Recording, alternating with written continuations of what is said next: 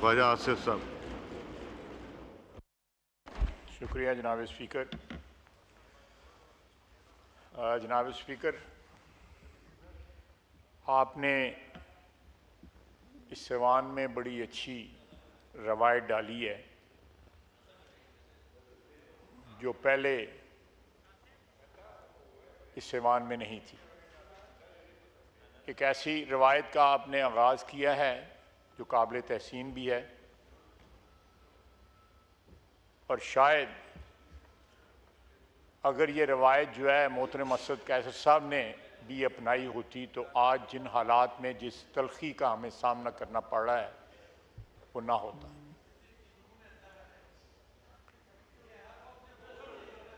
Please please बात करने दें। जी ख्वाजा साहब प्लीज।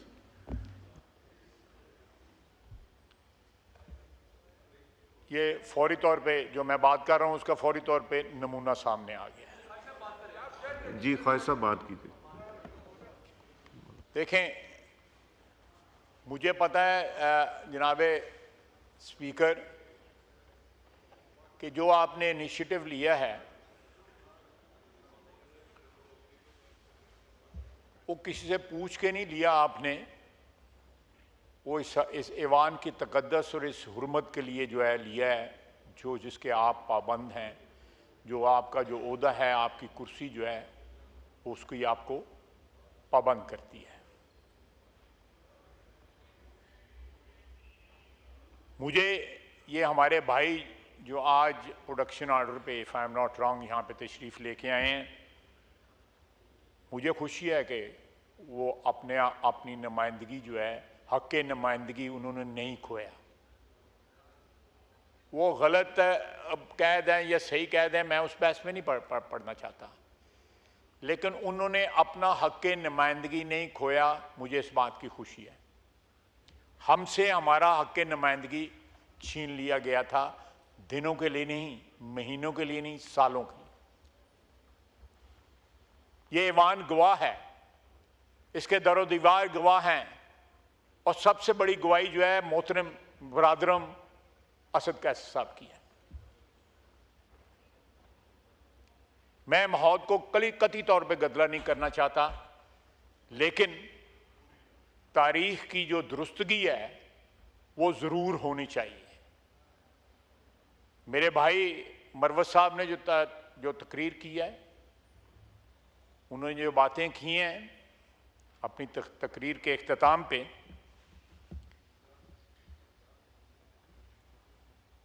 वो भी अच्छी हैं, कंस्ट्रक्टिव हैं, लेकिन जिस तरह उन्होंने गिला किया कि वो मुझे आके मिले, असेंबली में मिले, कोई ये नहीं कि मुझे पार्लियामेंट लॉजेस में मिले, चंद लम्हों की मुलाकात थी, उनकी पार्टी जो है जिस तरह पंजाबियों में कहते हैं उन्होंने पीछे पै गई।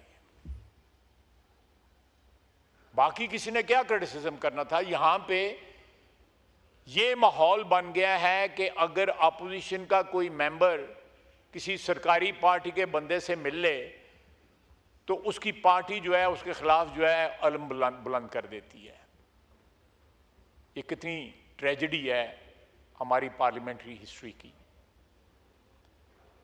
पीपल्स पार्टी की 90 के दहाई में हुकूमत थी, बड़ी तलखी थी उस ज़माने में, इतनी नहीं थी लेकिन तलखी थी। शाम को अच्छा खाना भी खा लेते थे मिलके, कहीं कोसार में और किसी और जगह इकट्ठे मिलके बैठ भी जाते थे, लेकिन टॉलरेंस का लेवल जो है इतना कम हो गया है कि उनका एक मेंबर जो है अगर उसने एक दूसरे अपोजिशन के मेंबर से रब्ता किया है तो उनकी पार्टी को इतराज़ हो गया। ये थोड़ा सा अपने आप को टटोलने की ज़रूरत है, हमें भी ज़रूरत है, मैं उस पर इनकार नहीं करता,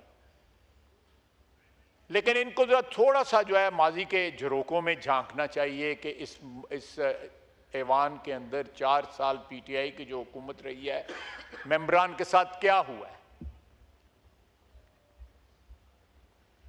अगर मैं दास्तान सुनाऊं या शहबाज शरीफ दास्तान सुनाए कि उसके साथ क्या हुआ, जेल में क्या हुआ, किस तरह गिरफ्तार हुआ, किस तरह कैसे मुकदमे बने, झूठे बने, सच्चे बने, तो मैं समझता हूं कि जो सियासी कारकुन होता है वो जब इस किस्म की दास्तानें सुनाता है तो वो मेरे नज़दीक, ये मेरा नज़रिया है, हो सकता है मेरे दोस्त मुझसे इख्तिलाफ करें, उसकी एक अपना एहतराम, एक अपनी इज्जत होती है, एक तकरीम होती है सियासी कारकुन की, जो हमारे मुल्क में जो आहिस्ता आहिस्ता मफकूद होती जा रही है। वो जब इस किस्म की दास्तानें बयान करता है तो वो अपनी इज्जत में, अपनी तकरीम में जो है खुद कमी कर रहा होता है। जुल्म होता है, ज्यादती होती है, तो सर ऊंचा उठा के जो है ना उसको सहना चाहिए, उसको बर्दाश्त करना चाहिए और साथ दुआ करनी चाहिए कि ये सिलसिला बंद हो। ये सिलसिला जो है वो जारी और सारी अगर रहे तो उसमें हमारा नुकसान है, इस मुल्क का नुकसान है, आइन और इस एक मुकद्दस ऐवान जो है उसका नुकसान है।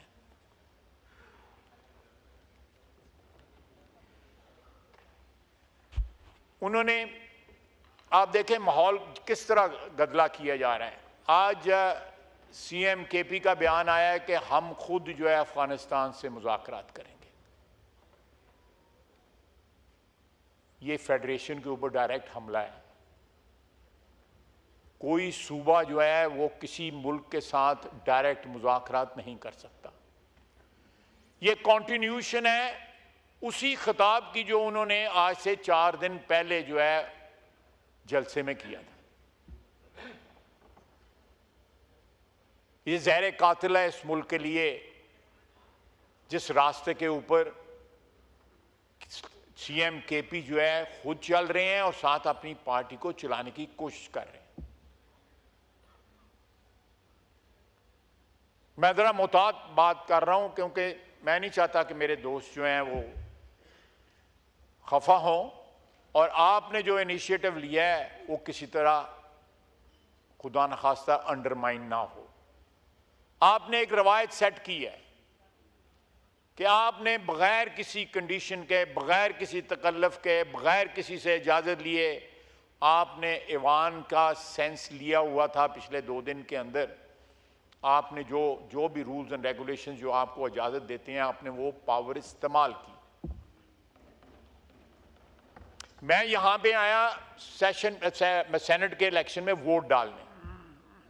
हम रात को देर से वापस हुए, अब फारग हुए। मैंने कोशिश की कि रात रहने दिया जाए, बजाय रात को मैं जाऊं और रात को जेल खोली जाए और मुझे भेजा जाए अंदर जो है। मैं कैद था लेकिन नहीं जा दी गई। मैं एक छोटी सी मिसाल आपको देता हूं कि तंग नजरी की जो है हुक्मरानी थी, विक्टिमाइजेशन जो है वो एक नॉर्म बन गया हुआ था और उसमें कोई बंदा जो था वो बचा नहीं था हमारी पार्टी का।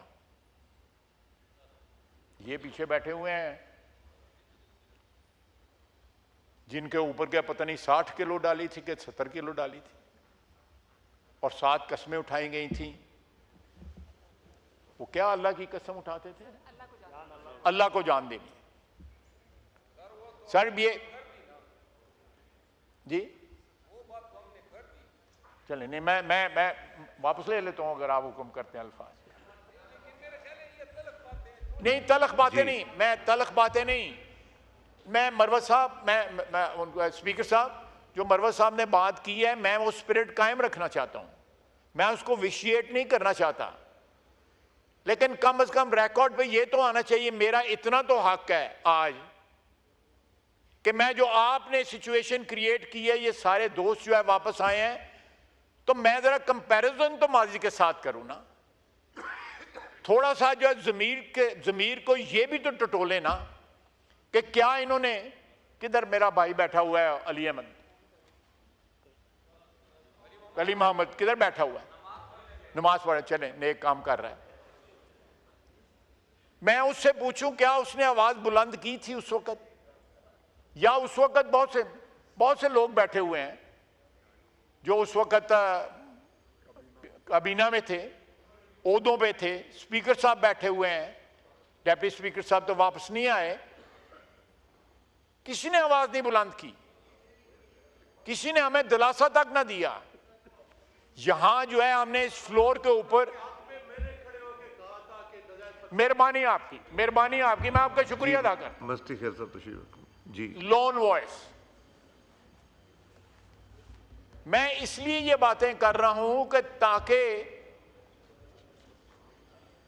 जहां आपने ये इनिशिएटिव लिया है, ये इनिशिएटिव जो है इसको दवाम हो, परमानेंस हो। ये ऐवान जो है अल्लाह के फजल से ये मुल्क कायम और दायम है, क़यामत तक का कायम और दायम है। ये रवायत जो आपने सेट की है, it should be followed in future. ये रवायत वायलेट नहीं होनी चाहिए। उससे पहले पीपल्स पार्टी के वक्त जो है ये जो है और हमारी 90 की दहाई में ये फॉलो होती रही रवायत जो है, कहीं ऑफ एंड ऑन बीच में गैप्स आते रहे, लेकिन ऑन द होल जो है फॉलो होती रही। लेकिन उसके बाद एक लंबा गैप आया और ये रवायत फॉलो ना हुई। अगर ये आज आए हैं, हम इनको वेलकम करते हैं और साथ ये भी बात करते हैं कि जो भी कानून और कायदा जो है उसको जो है इंशाअल्लाह ताला फॉलो किया जाएगा। हमारे लिए कल यहां पे आर्टिकल 6 की बात हुई थी। मेरा स्पीकर साहब, आपको याद होगा कल यहां पे आर्टिकल 6 की बात हुई थी। मैं वाहिद मेंबर हूं इस पार्लियामेंट की हिस्ट्री में जिसके ऊपर आर्टिकल 6 लगा था। शफकत महमूद साहब यहां पे एजुकेशन मिनिस्टर होते थे। मेरी उनके साथ जो है 55 साल की दोस्ती थी। उन्होंने मेरे खिलाफ प्रेस कॉन्फ्रेंस की। मैं FIA के दफ्तर एक दफा नहीं को 10 दफा जाके मैंने पेशियां भुगती और पूरी कबीना जो है, उस कबीना के मेंबर यहां पे बैठे हुए हैं जिन्होंने मुझ पर आर्टिकल 6 लगाए। मैं वाहिद मेंबर हूं जिसके ऊपर किसी कबीना ने आर्टिकल 6 लगाए। और किस लिए? कि मेरा बार कारोबार है, वहां से पैसे आते थे जो अल्टीमेटली पे हाई कोर्ट ने, सुप्रीम कोर्ट ने, सब ने एंडोर्स किया कि वो सही है, लेजिटिमेट है। मैं टैक्स देता था, टैक्स को रिपोर्ट करता था। तो किस किस एक्सट्रीम तक गए हैं। मैं आपको एक बात जो है अपने एक्सपीरियंस की बताता हूं। मैं बहुत सी यहां पे बातें करता हूं, आप भी करते हैं। बस ये स्पीकर, मेरे दाने बाने लोग बैठे हुए हैं, ये मेरा भाई मिनिस्टर बैठा हुआ है। कितनी दफा हम वजीर आजम से पूछते हैं या अपने पार्टी प्रेसिडेंट से पूछते हैं या उनसे डर के नहीं करते। हम अपना इनिशिएटिव लेते हैं, हमें इतनी स्पेस हमारी लीडरशिप ने दी हुई है कि हम अपने इनिशिएटिव के ऊपर अगर कोई सियासी मामला है, इस हाउस में कोई मामला है, उसको सेटल कर सकें। आपने जो इनिशिएटिव लिया है, आपने किसी से इजाजत ली है या आपके ज़मीर ने आपको डिक्टेट किया है, आपकी कुर्सी ने आपको डिक्टेट किया है?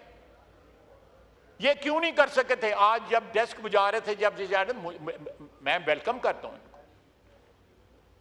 लेकिन थोड़ा सा जरा माजी को आवाज दें कि इस कुर्सी पे कौन बैठा हुआ था और जो उधर ऑपोजिशन पे जब हम बैठे हुए थे तो हमारे साथ क्या हो रहा था। राना सनाउल्लाह के साथ क्या हो रहा था, शहबाज शरीफ के साथ क्या हो रहा था, मरियम नवाज, मियां नवाज शरीफ के साथ क्या हो रहा था। मियां नवाज शरीफ, जी मैं लेता हूं, बिल्कुल नहीं, बिल्कुल मेरी बहन है, मैं लेता हूं, आपको कहने की जरूरत नहीं, मैं लेता हूं, सबके बारी आती। रात को 12 बजे इनकी बेगम जरदारी साहब की हमशीरा, उनको उठाया गया, हॉस्पिटल से उठाया गया। फरियाल तालपुर साहिबा का, हमारी बहन है। और यार मैं जो बोल रहा हूं,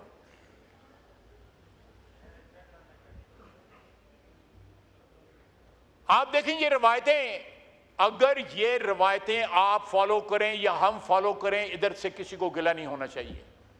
गिला किसको होना चाहिए? कानून को गिला होना चाहिए, इस अवान के तकद्दस को फिर गिला होना चाहिए, आइन को गिला होना चाहिए।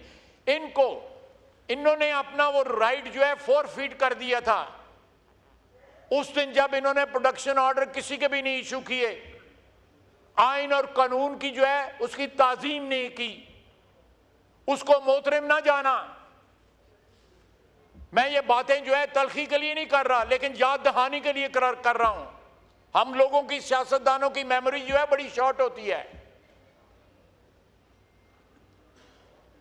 जनाब स्पीकर, अगर ये ऐवान जो है हमने चलाना है जिस तरह ये ऐवान चलना चाहिए, तो जो आपने रवायत सेट की है उसको फॉलो होना चाहिए। जो असद कैसर साहब ने फॉलो किया, सेट की, उसको नहीं फॉलो होना चाहिए। जनाब स्पीकर, हम लेजिस्लेशन के लिए नैब ऑर्डिनेंस के ऊपर लेजिस्लेशन के लिए इनके घर मीटिंग पे गए, आज ये जाएंगे, आपके घर जाएंगे लेजिस्लेशन के लिए, जॉइंट लेजिस्लेशन के लिए। ये और बात है कि जिस कमरे में मीटिंग हो रही थी उसके बाहर जो है 4 आदमी ISI के बैठे हुए थे, इन्हीं के घर में। मैं गलत तो नहीं कर रहा?